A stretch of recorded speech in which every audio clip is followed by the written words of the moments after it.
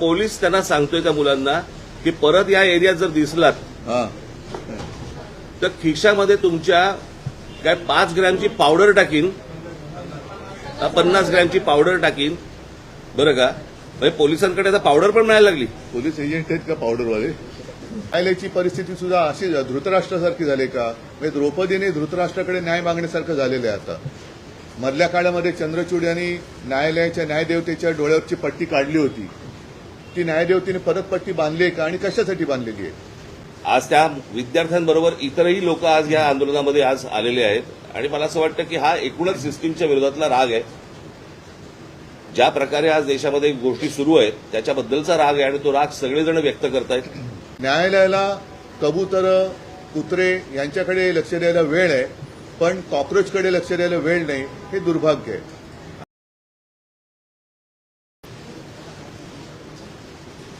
गेले काही दिवस जे विद्यार्थ्यांचं आंदोलन जे देशात सुरू आहे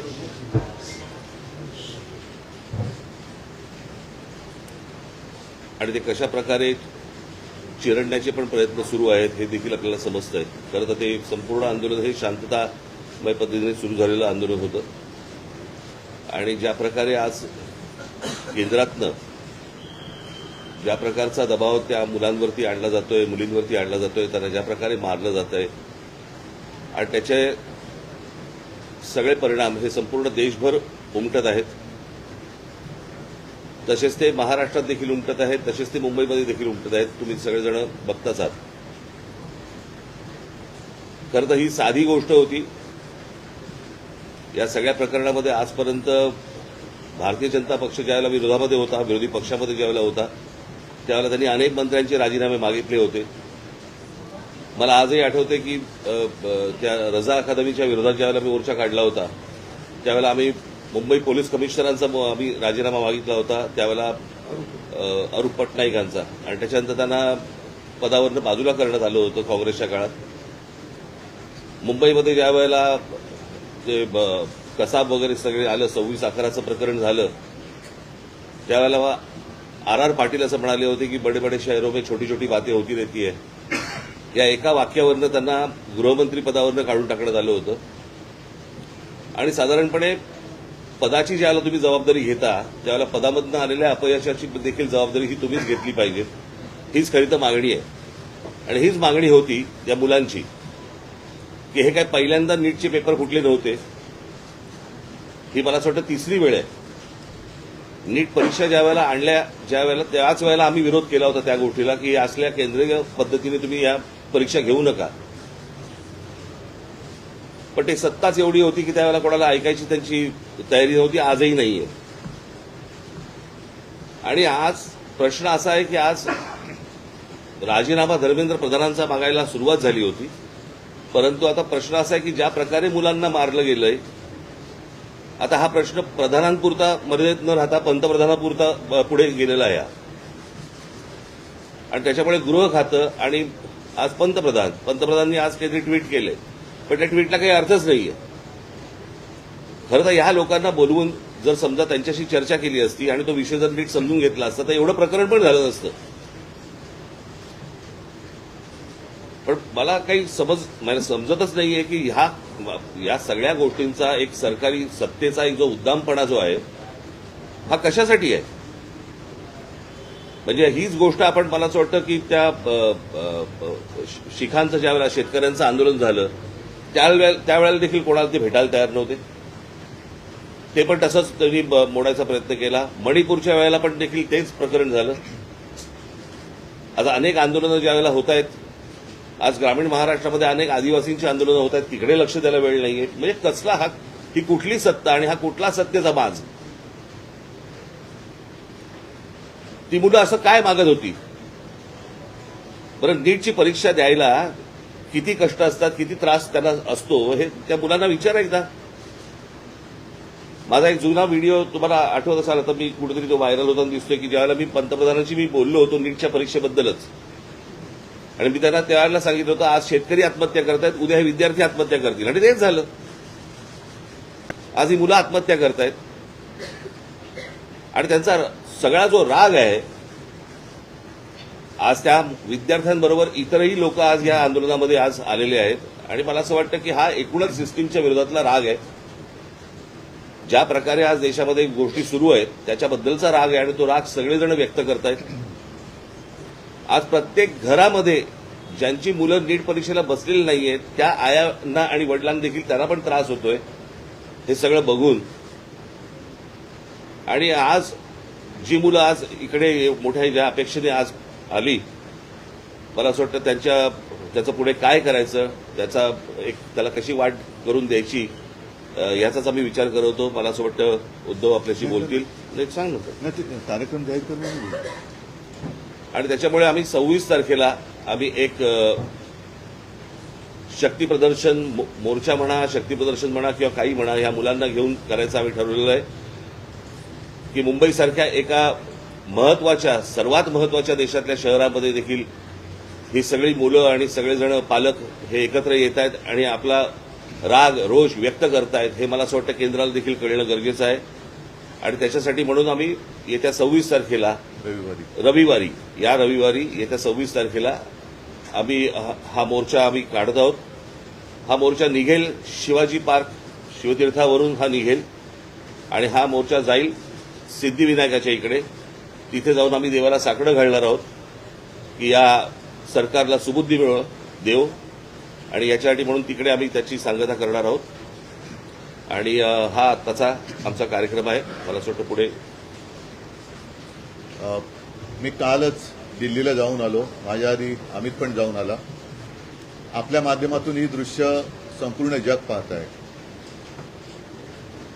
एक गोष्ट नक्की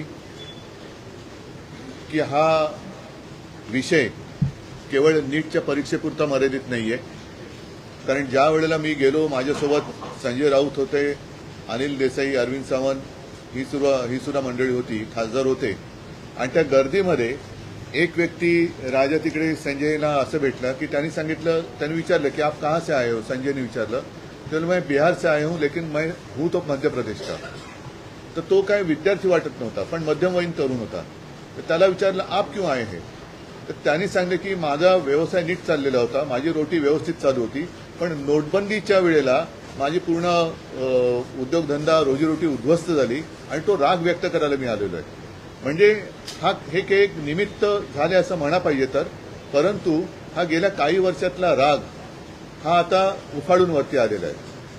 दुर्दैवाने आज मी वृत्तपत्रात वाचलं आणि कालच आपल्या माध्यमातून मी बघितलं की न्यायमूर्तींना किंवा न्यायालयाला या प्रकरणाकडे लक्ष द्यायला वेळ नाही असं ते म्हणाले. आता विषय असा झालेला आहे की दिल्लीमध्ये मला सुद्धा तिथल्या काही मुली भेटल्या आणि त्या संतप्त होत्या. त्या सांगत होत्या की आमचे कपडे फाडले गेले, वाटेल तसं मारलं गेलं, काही ठिकाणी तर लाठ्या काठ्यांना खिळे लावून, गजलेले खिळे लावून मारलं गेलं, डोकी फोडली गेली. आणि काल एक व्यक्ती, जी महिला म्हणजे मुलगी जी अत्यवस्थ होती, मला कल्पना नाही, आता तिचं येता वाचलं की आता आहे की नाही मला माहिती नाहीये. तर एक एक असे अत्याचार वाढत चाललेले आहेत. न्यायालयाला कबूतर, कुत्रे यांच्याकडे लक्ष द्यायला वेळ आहे, पण कॉक्रोचकडे लक्ष द्यायला वेळ नाही. हे दुर्भाग्य आहे. आणि देशाची परिस्थिती आता अशी झाली का, आणि न्यायालयाची परिस्थिती सुद्धा अशी धृतराष्ट्रासारखी झाली का. म्हणजे द्रौपदीने धृतराष्ट्राकडे न्याय मागण्यासारखं झालेलं आहे. आता मधल्या काळामध्ये चंद्रचूड यांनी न्यायालयाच्या न्यायदेवतेच्या डोळ्यावरची पट्टी काढली होती. ती न्यायदेवतेने परत पट्टी बांधली आहे का आणि कशासाठी बांधलेली आहे. हे एकूणच जे चाललेलं आहे हे सरकार आता कोणाला आपलं वाटतं असं दिसत नाहीये. कारण मी ज्या वेळेला तिथे पोहोचलो तेव्हा जसं आता राज म्हणाला की आता विषय केवळ धर्मेंद्र प्रधान यांच्या राजीनाम्यापुरता नाही, तर ह्या मुलांना, या विद्यार्थ्यांना आता हे सरकार नकोसं झालेलं आहे. हेच विद्यार्थी होते, हीच मुलं होती ज्यांनी अच्छे दिन याची अपेक्षा करत या सरकारला निवडून आणलं होतं. पण हे सरकार निर्दयीपणाने वागतंय. पंतप्रधानांनी आज ते काय ट्विट केले, कारण म्हणजे त्यांनी जाऊन बोलायला काय हरकत नव्हती. म्हणजे याच्यामध्ये कमीपणा बाळगण्याचं काही कारण नाहीये. आपली मुलं आहेत, आपली जनता आहे, यांच्याबरोबर चर्चा करायला कमीपणा वाटण्याची गरज नाहीये. पहिल्या दिवशी जर का सरकारने यांच्याबरोबर चर्चेचे दरवाजे उघडले असते किंवा पहिल्या दिवशी जर का यांना बोलवलं असतं तर ही इथपर्यंत वेळ वाढली नसती, एवढी हे आंदोलन ताणलं गेलं नसतं. लोकांना आज व्यक्त व्हायचंय. इतके वर्ष साठलेला राग असंतोष हा उफाळून वर आलेला आहे आणि त्याला एक वाट करून देण्याचा आम्ही प्रयत्न करतोय. ही वाट करून देत असताना सर्वांना सांगतोय की कोणीही, कारण बरेच जण या असंतोषाच्या ठिणगीला वेगळं वळण लावण्याचा प्रयत्न करतायत. मग पोलिसांवरती हल्ले करण्याचा प्रयत्न करतायत. काही गुंड म्हणजे सिव्हिल ड्रेसमधले लोक, ह्यांच्यात पोलिसांच्या लाट्या यांच्या हातात कशा आलेल्या आहेत. मग त्यांच्या तिकडे नावाची पट्टी पण नाहीये, काही कपडे त्यांचे पोलिसांचे नाही आहेत. म्हणजे हे गुंड, आता माझं मग असं म्हणणं आहे की हे आंदोलन मोडायला पाकिस्तानवरून गुंड भाजपने आणलेत का? कारण यांची काय ओळख पाळख काही नाहीये. त्यांना ओळख विचारलं तर सरळ ते काही त्यांच्या निर्विकार चेहऱ्याने ते आपले बघतात लोकांकडे. काही त्यांना पडलेलं नाहीये. ना मुलांच्या व्यथेची त्यांना जाणीव आहे, ना त्यांच्या वेदनेची त्यांना जाणीव आहे. बेसुमार लाठीमार करतायत आणि अशी ही सगळी गुंडागर्दी ही सरकार चालवत असताना कोणी गप्प बसू नये. आपण व्यक्त व्हायला पाहिजे आणि त्या व्यक्त होण्यासाठी, ती वाट करून देण्यासाठी येत्या रविवारी आम्ही मी मोर्चा म्हणण्यापेक्षा एक देशाची ताकद काय असते ती ताकद दाखवून देण्यासाठी ह्या मोर्चाचं आयोजन केलेलं आहे. जसं राजने सांगितलं की शिवाजी पार्क ते सिद्धिविनायकला राज आपण जाऊन दोन गोष्टी करू. एक तर या सरकारला सुबूत देणे, नाहीतर सिद्धिविनायकाला साकडवलं की या देशावरती आलेलं हे अरिष्ट सरकारच्या रूपाने हे लवकरात लवकर दूर कर. सरन्यायाधीश म्हणाले की सीसीटीव्ही फुटेज पाहण्यासाठी मग तोच विषय राहिला की सरन्यायाधीश जे बोलले की सीसीटीव्ही फुटेज पाहण्यासाठी आमच्याकडे वेळ नाहीये. मुळात ह्यांच्यामुळेच हे झुरळ सुरू झालं ना. जन्मदाते तेच आहेत ना. आणि त्यांनी जन्म दिल्यानंतर त्या पोराकडे बघायला नको. मी महाराष्ट्रामधले पोलीस ह्या सर्व आंदोलनकर्त्यांना चांगलं सहकार्य करतायत. काही त्रास देत नाहीयेत. काही गोष्टी झाल्यात. माझ्याकडे आता एक व्हिडिओ आलाय. मला असं वाटतं की मी तो आता मुंबई पोलीस कमिशनरना देखील पाठवलेला आहे.